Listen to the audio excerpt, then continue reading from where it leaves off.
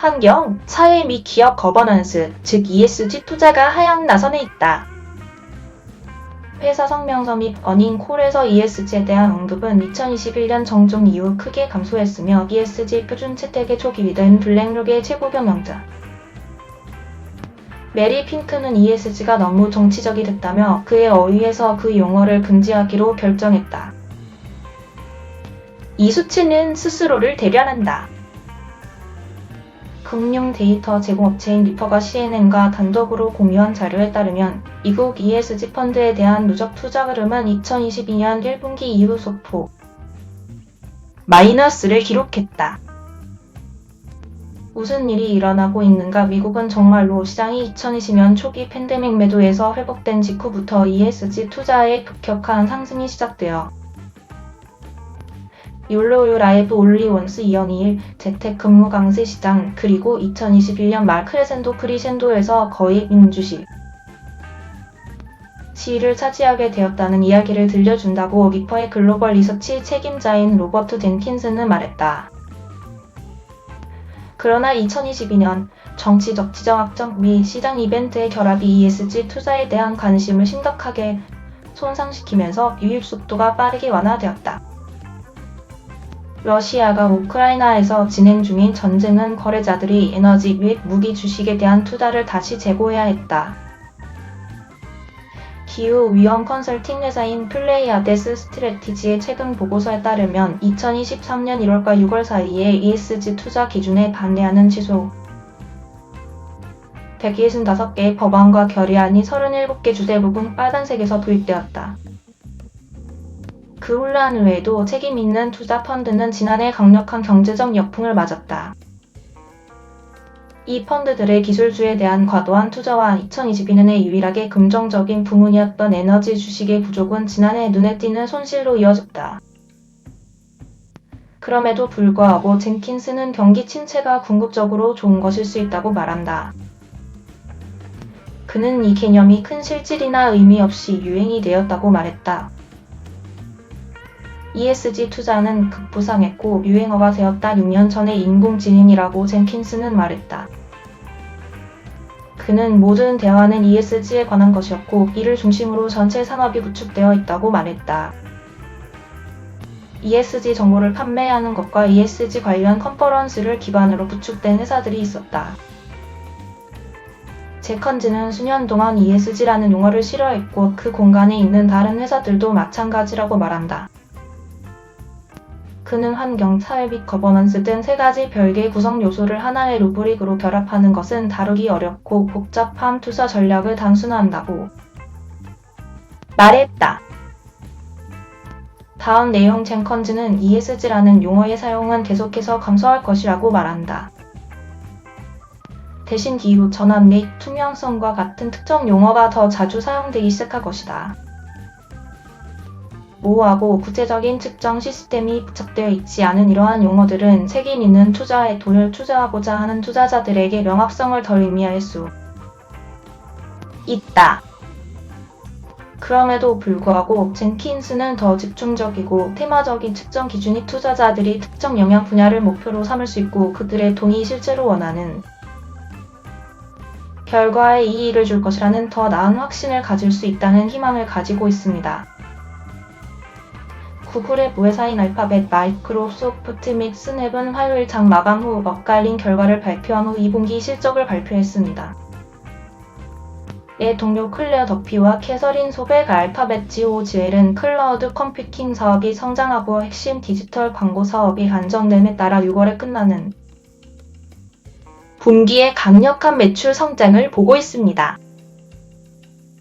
알파벳은 746억 달러의 매출을 보고했으며 이는 작년 대비 7% 증가한 수치이며 월스트리트의 추정치를 능가했습니다. 회사는 또한 184억 달러의 순이익을 보고했으며 이는 분석가들의 추정치를 뛰어넘었습니다. 알파벳의 주가는 결과에 따른 시간 외 거래에서 6% 이상 급등했습니다. 강력한 결과는 구글에게 AI 분야에서의 확장에 더 많은 집중할 수 있는 여지를 줄 수 있다고 목요일 저녁 노트에서 말했습니다. 마이크로소프트 MSFT도 예상보다 강력한 성장을 보고했지만 투자자들은 그것에 대해 그렇게 기뻐하지 않았습니다. 기술 대기업의 주가는 몇 시간 후 거래에서 약 1% 하락했습니다. 이는 기기, 엑스박스 및 윈도우 상용 제품을 포함하는 회사의 더 많은 개인 컴퓨팅 부문의 매출이 전년 대비 4% 감소한 139억 달러를 기록했기 때문일 수 있으며, 이는 경제적 불확실성이 하드웨어 매출에 부담이 되고 있음을 나타낼 수 있습니다. 그럼에도 불구하고 이 회사는 전년 대비 8% 증가한 562억 달러의 매출을 기록했으며, 월스트리트 분석가들이 예상한 555억 달러보다 앞섰습니다. 이번 분기의 순이익은 201억 달러로 전년 대비 20% 증가했으며 또한 예상보다 양호했습니다. 가장 큰 수익 도민인 마이크로소프트의 지능형 클라우드 사업 부문의 매출은 전년 동기 대비 15% 성장한 240억 달러를 기록했습니다. 한편 스냅은 가파른 손실과 두 번째 매출 감소를 보고했습니다. 스냅은 6월 분기보다 3억 7,700만 달러의 순손실을 기록했는데, 이는 1년 전 기간의 4억 2,200만 달러의 순손실보다 개선되었지만 월가 분석가들이 예상했던 6,600만 달러의 손실보다 더 심각했습니다. 매출도 전년보다 4% 가까이 감소한 10억 7천만 달러를 기록하며 분기별 매출이 2회 연속 감소했습니다.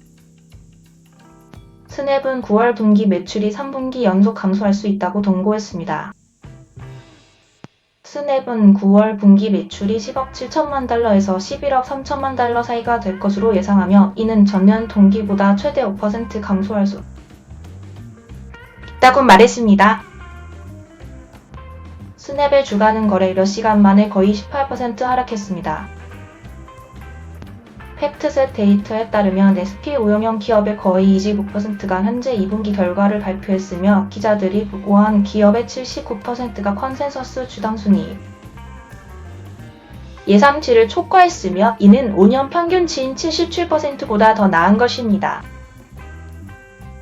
지역은행 혼란은 다시 한번 추악한 고개를 들고 있습니다. 이번에는 태그웨스트 방코 PACW가 화요일 2분기 실적을 앞두고 캘리포니아 뱅크와 4억 달러 규모의 지분 거래로 합병할 것이라고 발표했습니다. 이 거래 조건에 따라 캘리포니아에 본사를 둔 두 은행은 퍼시픽 웨스턴 뱅크라는 하나의 은행으로 합병될 것이라고 동료 엘리자베스 부크왈트가 보도했습니다. 캘리포니아 은행의 사장 겸 최고 경영자인 제러드 울프는 성명을 통해 이 결합된 회사는 캘리포니아에 있는 중소기업의 은행 수요를 지원하고 최근 은행 산업 혼란의 여파로 더 강력한 금융기관을 위해 창출된 기회를 활용할 수 있는 힘과 시장 지위를 갖게 될 것이라고 말했습니다. 울프는 합병된 은행의 사장 겸 CEO로 계속 근무할 것입니다. 태그웨스트는 지난 분기 1억 9,740만 달러의 순이익 손실을 보고했습니다. 비벌리 힐스에 본사를 둔 이 은행은 또한 총 예금이 2억 9천만 달러 감소한 279억 달러를 기록했다고 보고했습니다. 캘리포니아 은행의 총 예금은 지난 분기 240만 달러로 훨씬 더 작은 감소를 보고했습니다. 산타아나에 본사를 둔 이 은행의 총 예금은 70억 달러에서 69억 달러로 소폭 감소했습니다. 태그웨스트는 지난 3월 실리콘밸리 은행이 파산한 후 상당한 압력을 받아 미국의 지역 은행들에 충격을 주었습니다. 이 거래의 월스트리트 저널의 초기 보고에 따라 화요일 태그웨스트 주가는 27% 하락 마감했습니다. 그러나 시간 외 거래에서 30% 상승했습니다. 거래가 끝나면 태그웨스트 주주들은 소유한 각 주식에 대해 캘리포니아 은행 주식형 66주를 받을 예정입니다. 한편 캘리포니아 은행은 11% 상승 마감했습니다. 이 주식은 시간 외 거래에서 약 10% 상승했습니다.